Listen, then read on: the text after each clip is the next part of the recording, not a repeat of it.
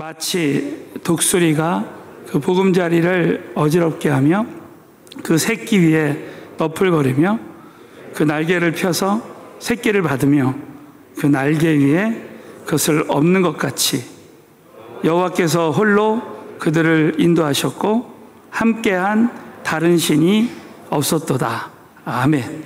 자, 오늘은 하나님은 때로는 마지막 순간에 건져주십니다. 우리에게 훈련이 얼마나 중요한 것인가. 아마 훈련의 그 소중함을 아는 사람은 기쁨으로 그 훈련을 받을 것입니다.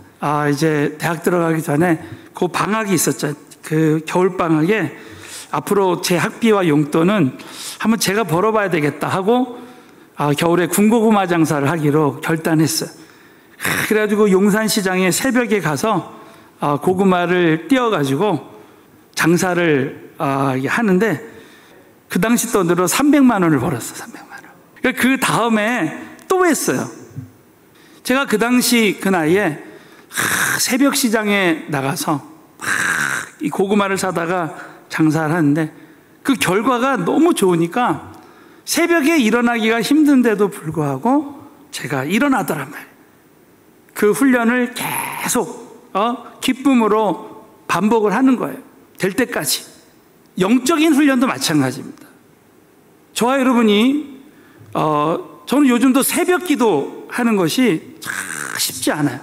그러나 그 고구마 장사했을 때 새벽에 일어났을 때 그 유익을 생각해 보면 새벽 기도 나가는 것도 좀 나올 때마다 얼마나 하나님이 나오긴 힘들어도 은혜 주신다 생각하니까 그냥 기쁨으로 나오는 거예요. 자, 오늘 이 말씀에 보면 신명기 32장에 독수리 훈련에 대한 말씀이 나옵니다. 하나님 모세를 통해서 이스라엘 백성들을 40년 동안 아주 철저하게 훈련을 시키셨는데 지나고 보니까 그게 마치 어미 독수리가 새끼 독수리를 훈련하는 것과 같이 모세는 광야에서 독수리가 어디서 집을 짓고 새끼들을 어떻게 훈련하는지를 40년 동안 알았다는 거예요. 또 미디안 광야에서 40년 동안에 그것을 터득했다는 거예요. 마치 하나님의 그 백성들을 하나님께서 이렇게 독수리와 같이 훈련시키는 그 이유는 그 둥지에만 머무르지 않고 독수리 날개 치면서 하나님이 귀하게 쓰시는 하나님의 백성으로 훈련시키기 위해서 그런 훈련을 거치게 하셨다는 거예요. 자, 오늘 말씀의 핵심이 이겁니다. 우리 광야의 인생길에서 하나님은 저와 여러분에게 필수의 훈련을 시키시는데 이 독수리 훈련을 통해서 저와 여러분이 둥지에만 머무르지 않고 현재에만 머무르지 않고 독수리 날개치며 비상하는 그런 하나님이 쓰시는 사람으로 준비시키시기 위해서 이 모든 훈련을 다 시켜주신다고 여러분 꼭 믿으시고 기쁨으로 오늘 이 말씀을 통해서 다시 한번 저와 여러분이 하나님 주신 훈련을 기쁨으로 받고 크게 쓰임받는 역사가 일어났으면 좋겠습니다. 독수리 3단계 훈련의 첫 번째 단계는 보금자리를 흔들어 놓으시는 단계. 자, 신명기 32장 11절. 자, 다 같이 한번 읽겠습니다. 시작. 마치 독수리가 그 보금자리를 어지럽게 하며 그 새끼 위에 날개를 펴서 새끼를 받으며 그 날개 위에 그것을 엎는 것 같이. 자, 마치 독수리가 그 보금자리를 막 어지럽게 합니다. 이 조류학자들의 말에 의하면 이 어미 독수리는 새끼 독수리가 어느 정도 크면 이제 자기가 죽어도 홀로 날 수 있게 하기 위해서 그 둥지에 그 푹신푹신한 그 깃털들을 다 내다 버린대요. 그리고 이 가시나무를 입에 물어다가 거기다가 다 배치를 한답니다. 그럼 어느 정도 이 새끼가 크면 그 가시에 막 찔리는 거예요. 그 보금자리에서 나올 수밖에 없는 그런 상황까지 된다는 것입니다. 자, 마치 이스라엘 백성들은 애굽 땅에서 430년 동안 노예 생활을 하는데도 불구하고 하나님이 택하신 이스라엘 백성들은 이 고센 땅에서 하나님께서 특별한 보호와 은혜 가운데 살게 되는 거예요. 여러분, 우리를 특별히 보호해 주시다가 어느 날 요셉을 모르는 왕들이 나타나서 이스라엘 백성들에게 노역을 시키고 그 보금자리를 어지럽혀요. 그래서 하나님이 이 땅에 애굽에 모세를 보내서 그 430년 동안 보금자리를 어지럽히시고 그리고 홍해를 건너서 구원을 시켜주시는 거예요. 저의 보금자리를 어지럽히셨을 때 정말 전심으로 하나님을 만나게 되었어요. 지나고 보니까 그 고통이 하나님을 만나는 통로가 되시더라고요. 저와 여러분의 삶 가운데 어려움이 있을 때 그것이 우리 모두가 하나님을 만나는 통로가 되는 줄로 믿으시기 바라겠어요. 마찬가지로 우리가 신앙생활을 할 때 때로는 우리가 사업을 하는데 예수님 믿고 나서도 사업을 하는데 갑자기 이 둥지를 막 어지럽히십니다.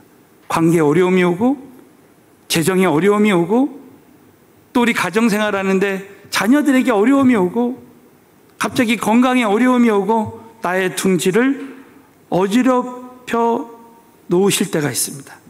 저는 오늘 이 말씀을 통해서 4가지 하나님이 언제 하나님의 자녀들의 보금자리를 흔드시는지 저 말씀을 나눌 때 저와 여러분이 한번 이 말씀을 우리 삶 가운데 깊이 적용해 봤으면 좋겠습니다. 첫 번째가 죄를 지었을 때 철저하게 보금자리를 흔들어 놓으시면서 우리를 회개하게 하신다.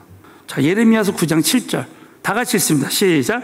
만군의 여호와께서 이같이 말씀하시되 보라 내가 내 딸 백성을 어떻게 처치할꼬 그들을 녹이고 연단하리라. 내 딸 백성을, 이 말은 유다 백성들이 우상을 섬기고 그렇게 할 때 내 딸 내 백성을 어떻게 처치할꼬, 이거 죽이겠다는 말이 아니에요. 그들을 녹이고 연단하리라. 그들을 회개시켜서 다시 쓰신다는 거죠. 하나님은 사소한 죄라도 철저하게 다스린다는 거예요. 다윗이 그렇게 하나님 마음에 합한 자고 하나님이 쓰시는 자였는데 밧세바를 범했을 때 아주 철저하게 다루시는 거예요. 다시는 동일한 죄를 짓지 못하도록 하신다는 거예요. 보면 하나님이 쓰시는 사람들은 어떤 사람이 예배를 빠져요. 자꾸 주일 예배를 빠집니다. 그러면서 인생에 큰 고난과 어려움이 찾아오는 거예요. 그러면서 예배가 이렇게 소중하구나. 하나님은 너무 놀랍게도 말씀, 기도, 예배, 교제, 전도, 선교 이런 말씀의 영역에서 하나님은 정말 하나라도 아주 철저하게 하나님이 다루신다는 거예요. 그것을 통해서 하나님 말씀대로 살게 하신다는 거예요. 자, 두 번째는 교만할 때 겸손하게 하신다. 창세기 11장 8절에 보면 여호와께서 거기서 그들을 온 지면에 흩으신 고로 그들이 성 쌓기를 그쳤더라 그랬습니다. 하나님은 저와 여러분이 이 스스로 또 겸손할 수 없기 때문에 겸손의 도구를 주십니다. 바울을 겸손하게 하기 위해서 때로는 가시를 통해서라도 하나님이 겸손하게 하시는 거예요. 나를 겸손하게 하시는 도구가 찾아올 때 하나님이 정말 나를 위해서 이 모든 고난과 고통을 허락하셨구나 하고 여러분이 다 감사하고 기뻐하잖아요. 그러면 약할 때 강함 되시는 하나님의 능력이 나타나게 될 줄로 믿으시기 바라겠습니다. 또 한 가지 중요한 것은 순종을 배우게 하십니다. 자, 히브리서 5장 8절을 보면 그가 아들이시라도 받으신 고난으로 순종함을 배워서, 예수님도 받으신 고난으로 순종함을 배우는 거예요. 하나님 말씀에 순종하는 것이 그렇게 중요하다는 거예요. 저와 여러분도 어느 날 하나님이 말씀을 들으면서 이렇게 하라는 말씀을 주실 때가 있어요. 근데 그렇게 하지 않을 때 굉장한 대가를 치르게 됩니다. 정말 저와 여러분이 사소한 말씀이라도 내가 한번 순종하기로 딱 결단하잖아요. 그러면 우리 지난 금요일에도 말씀하셨어요. 하나님 말씀에 순종할 때 그 말씀을 성취할 수 있는 능력도 부어주신다는 것이죠. 예배를 드리다가도 이렇게 하라는 감동을 주죠. 또 어떤 하나님의 사람을 만났는데 어떤 감동을 주셔. 그럼 그때 그 감동을 놓치면 안 됩니다. 기도할 때 어떤 감동을 주실 때 그대로 해보는 거야. 그렇지 않으면 둥지가 어지럽혀지는 그런 일이 일어나는 거죠. 또 네 번째 중요한 것은 온전한 그릇으로 준비해. 자, 야고보서 1장 4절 말씀을 다 같이 읽겠습니다. 시작. 인내를 온전히 이루라. 이는 너희로 온전하고 구비하여 조금도 부족함이 없게 하려 합니다. 하나님은 저와 여러분의 삶을 그 둥지를 어지럽히시면서 온전하고 구비하여 부족함이 없는 그릇으로 준비시켜 주시는 거예요. 저와 여러분의 삶 가운데 막 요동치는 일이 일어나요. 그런데 너무 놀라운 것은 내가 하나님과 함께 할 때 내가 요동치 않는 은혜가 임하게 됩니다. 그런 둥지가 어지럽히는 그런 그 훈련을 통해서 다윗이 시편 30편 6절에 이렇게 고백을 했습니다. 내가 형통할 때 말하기를 영영이 요동치 아니하리라 하였더라. 우리가 세상에서 말하는 물질이 풍요롭고 사람들이 볼 때 잘 되는 게 형통이 아니야. 창세기 39장에 보면 요셉이 하나님과 함께 하심으로 형통하게 됐다.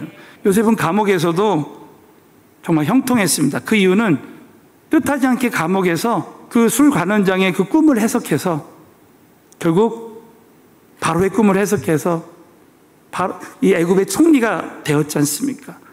여러분, 저와 여러분이 오늘도 늘 요동치는 이 세상에서 하나님과 동행한다면 저와 여러분은 얼마든지 주 안에서 형통한 삶을 누릴 수 있게 될 줄로 믿습니다.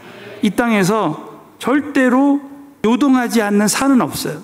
내가 지금 벌어놓은 돈이 있거나 지금 당장 자녀가 잘 되는 것 같지만 내가 지금 일평생 한 직장에서 잘 일할 수 있을 것 같지만 그것은 다 하나님 외에는 절대 요동하지 않는 산이 없어요. 여러분, 하나님만이 요동치 않는 산이라는 것이죠. 그러므로 저와 여러분이 우리가 살아계신 우리 하나님께서 늘 저와 여러분의 삶 가운데 동행하시고, 야, 하나님이 나의 삶 가운데 개입하시는 은혜, 하나님이 나를 다루시기 위해서, 더 하나님이 쓰시는 사람이 되게 하기 위해서 때로는 중지를 어지럽히시고, 저는 참 깜짝 놀란 것은요, 우리의 말이나 생각이나 그 어떤 것도 하나님이 하나도 빼놓지 않고 철저하게 다루신다. 제가 우리 선교지 나갈 때 그걸 기도해 주다가 막 새벽 어떨 땐 3시, 4시까지 막 기도해야 될 때가 있어요. 그래가지고 한 번은 그냥 그분들 기도해 주다가 녹초가 됐어요. 그래서 제가 숙소에 들어왔는데 갑자기 저도 모르게 이 사역이 험하다. 꿈을 꿨어요. 근데 너무 생생하게 제가 병이 걸린 거예요.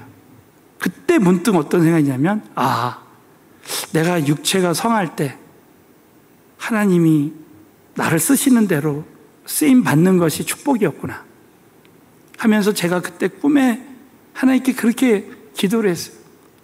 하나님, 저 한 번만 기회를 주시면 제가 다시는 이 일이 험한 일이다 이런 얘기도 하지 않겠습니다. 생각도 안 하겠습니다. 그걸 꿈에서 막 기도하는데 하나님이 저를 딱 깨우셨어요. 엎드려서 하나님께 기도했습니다. 하나님, 저 이제부터 하나님이 시키는 일이라면 다 하겠습니다. 절대 어떤 일이라도 제가 험한 일이라고 생각조차도 하지 않고, 절대 그런 생각하지 않고 하나님께 감사함으로 하나님이 하라고 있는 일에 순종하겠습니다. 다 그랬습니다. 그리고 나서 이제 그 다음 주에 러시아를 갔어요. 제가 허리가 끊어질 듯이 아팠어요. 근데 그때 제가 뭐 험한 일이다 이런 생각 안 했어요. 주님 감사합니다. 그리고 사역을 했습니다.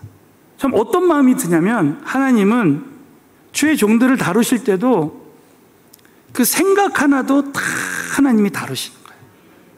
여러분, 우리가 신앙생활 하면서 은혜 중에 은혜가 뭐냐면 하나님이 저의 삶 가운데 개입해 주시는 은혜입니다. 저와 여러분을 그냥 내버려 두지 않고, 여러분 정말 심판 중에 심판이 뭐냐면 이 땅에서 저를 그냥 세상 사람들처럼 그냥 살도록 내버려 두지 않고 저와 여러분을 때로는 고통을 통해서, 아픔을 통해서, 또 다윗이 깨닫지 못할 때 나단 선지자를 통해서, 또 전도자를 통해서, 나를 위해서 기도해 주는 사람을 통해서 나의 삶을 인도해 주신 것, 그것이 여러분 하나님의 축복이라고 믿으시고, 하나님이 나의 삶 가운데 개입해 주시는 것이 은혜입니다. 믿으시면 크게 한번 아멘. 그러므로 저와 여러분이 나의 삶 가운데 지금 나의 보금자리가 어지럽혀지고 그 상황만 보지 말고 하나님 왜 저에게 이런 상황을 허락하셨습니까? 하면서 하나님의 음성을 들으면서 하나님이 나를 이런 훈련을 통해서 나를 더 창공으로 날게 하기 위한 하나님의 축복의 계획이라고 여러분 꼭 믿으시고 현재 모든 상황에 대해서 감사하고 감사하게 되시기를 예수의 이름으로 축원합니다.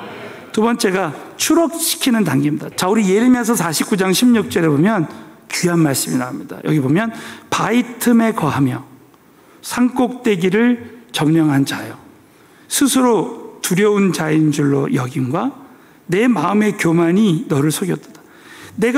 보시오, 내가 독수리와 같이 보금자리를 높이 지었을지라도 내가 거기서 너를 끌어내리라. 하나님은 이 둥지에서 나를 끌어내시는 거예요.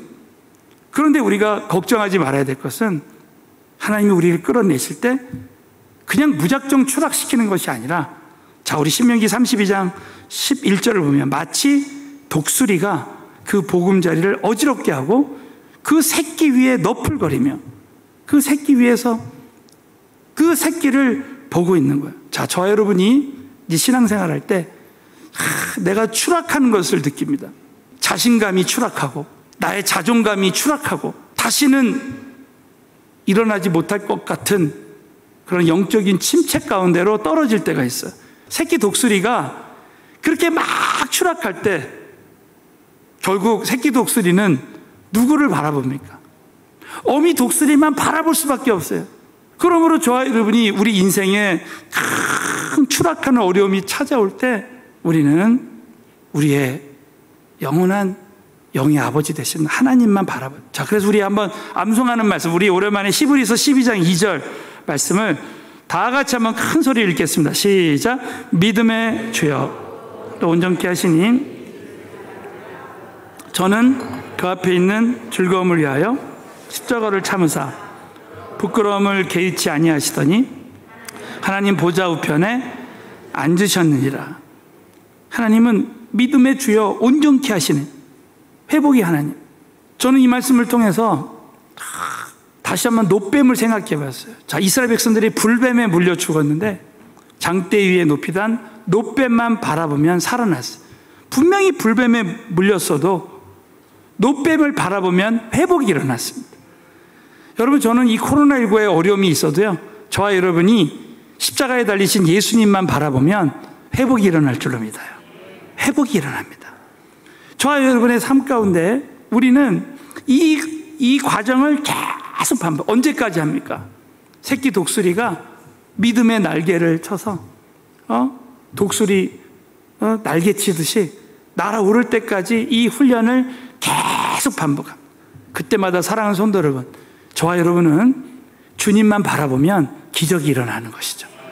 그걸 꼭 믿으시고 추락하는 그 순간에도 세 번째 단계를 꼭 생각해야 됩니다. 세 번째가 마지막에 건져두시는 단계. 자, 신명기 32장 11절을 보면 마치 독수리가 그 보금자리를 어지럽게 하며 그 새끼 위에 너풀거리며, 자, 그 날개를 탁 펴서 새끼를 받는다는 거예요. 마지막 순간에 그 날개 위에 그것을 엎는 것 같이, 야, 난 이제 죽었구나 할 때, 난 이제 죽었구나 할 때 너무 놀랍게도 하나님이 택하신 하나님의 자녀들은 마지막 순간에 다 건져주신다. 이것은 마치 이사야서 31장에는 이렇게 표현했습니다. 자, 우리 다 함께 큰 소리로 읽겠어요. 시작. 새가 날개치며 새끼를 보호한 같이 나 만군의 여호와가 예루살렘을 보호할 것이라. 그것을 호위하며 건지며 넘어와서 구원하리라 하셨나니. 하나님 우리를 보호해 주시고 호위하고 건지고 우리를 구원하신. 또 출애굽기 19장 4절에 보면 이렇게 표현했습니다. 나의 애굽 사람에게 어떻게 행하였음가? 내가 어떻게 독수리 날개로 너희를 업어서 내게로 인도하였음을 너희가 보았느니라. 그래서 분명히 체험하게 하신다는, 우리가 신앙생활 할 때도 야, 하나님이 마지막 순간에 나의 보금자리를 어지럽히시고 나를 추락시키시고, 그리고 이렇게 마지막에 마지막에 나를 건져주시는 것을 경험하게 하신다는 거예요. 근데 왜 하나님이 이렇게 독수리 훈련을 시키느냐 말입니다. 그 이유는 독수리 새끼가 자생력을 갖고 독수리 날개치며 비상할 수 있도록. 여러분, 새끼 독수리가 이렇게 훈련받으면요, 창공을 날아가는 거예요. 우리 믿음의 사람들이 훈련받으면 세계를 바라보고 날아가 다니게 될 줄로 믿습니다. 결국 여러분, 신명기 8장 16절이에요. 자, 우리 마지막으로 신명기 8장 16절 말씀을 우리 다 함께 믿음으로 봉독하겠습니다. 시작. 내 열조도 알지 못하던 만나를 광야에서 내게 먹이셨나니 이는 다 너를 낮추시며 너를 시험하사 마침내 내게 복을 주라. 여러분, 하나님의 이 모든 훈련은 마침내 복을 주시기 위해서 훈련시켜 주시는 줄로 믿습니다. 저는 목회를 경험한 원로 목사님들, 은퇴하신 목사님들을 많이 좀 연구를 해봅니다. 근데 그 공통점 중에 하나가 뭐냐면, 많은 목회자들이 결국은 이 목회나 선교나 전도, 이 모든 일들은 내가 하는 것이 아니라 다 하나님의 은혜로 한다는 것을 깨닫게 해주신다. 그러면서 인간의 힘으로는 해결 불가능한 일들을 허락하시고 그냥 주님께 하나님께 맡기고 기도할 때 꼭 하나님이 우리 6.25 전쟁 때 저 낙동강에서 다시 이렇게 일어나듯이 그냥 마지막 순간에 건져주시. 그래서 하나님이 진짜 나의 하나님 되신다는 것을 알게 하시고 하나님이 다 하신다는 것을 알게. 여러분, 절대로 우리가 이 선교나 전도나 저와 여러분이 하는 모든 일들, 주의 종들도 이 목회도 우리 사람들을 통해서 하나님이 하신다고 믿어야 되는 것입니다. 그때 여러분, 저와 여러분은 영적인 안전벨트를 다 메고 이 모든 훈련을 기쁨으로, 제가 서론에 말씀드린 대로, 그 훈련에 좋은 결과가 있다고 생각하는 사람은 절대로 그 훈련하면서 포기하지 않습니다. 보상이 있기 때문에 기쁨으로 이 훈련을 감당하게 되는 거예요. 또 한 가지 중요한 것은 영적인 안전벨트. 저는 제가 잠실에 잠깐 살은 적이 있습니다. 한 번은 그 롯데월드 뒤쪽에 공원이 있어요. 그래서 거기를 이렇게 걷고 있는데 갑자기 어디서 이야 하는 소리가 들려요. 이게 무슨 소리인가 봤더니 롯데월드에서 놀이기구를 타는데 그 100m 이상 되는 높이에서 그냥 쫙 떨어지는 거 있죠. 그게 뭐죠? 하여튼 그 기구가 있는데 뭐가 중요하지 않아요. 그냥 확 떨어지는데 거기서 막 이게 보니까요, 다 어떤 사람은 두 손을 높이 들고 막 기쁨으로 즐기면서 추락하는 거예요. 미친 거 아니야? 왜 저 사람들이 저렇게까지 기쁨으로 내려올 수 있는 이유가 뭡니까? 그들이 다 안전벨트를 다 맸기 때문에 절대 죽지 않는다. 마지막에 이거 딱 멈춘다. 그런 마음이 있기 때문에 저렇게 하는 거 아니에요? 그러면서 이 영적으로 그렇게 생각해 봤어요. 저와 여러분의 인생에 때로는 둥지가 어지럽혀지고 추락하는 순간이 와도 나는 살아계신 예수 그리스도가 나와 함께 하신다라는 이 믿음을 가진 사람은 어떤 상황 속에서도 흔들리지 않고 믿음으로, 기쁨으로 모든 훈련을 받을 수 있게 될 줄로 믿으시기 바라겠어요. 이걸 여러분이 꼭 믿으시고, 우리 이 광야 같은 인생길에 우리의 인생은 마치 독수리 3단계 훈련과 같이 하나님 저를 앞으로 더 크게 높이 비상하기 위해서 이 모든 훈련의 과정을 허락하신다고 여러분 꼭 믿으시고 기쁨으로 이 독수리 훈련 3단계를 받게 되시기를 예수의 이름으로 축원합니다.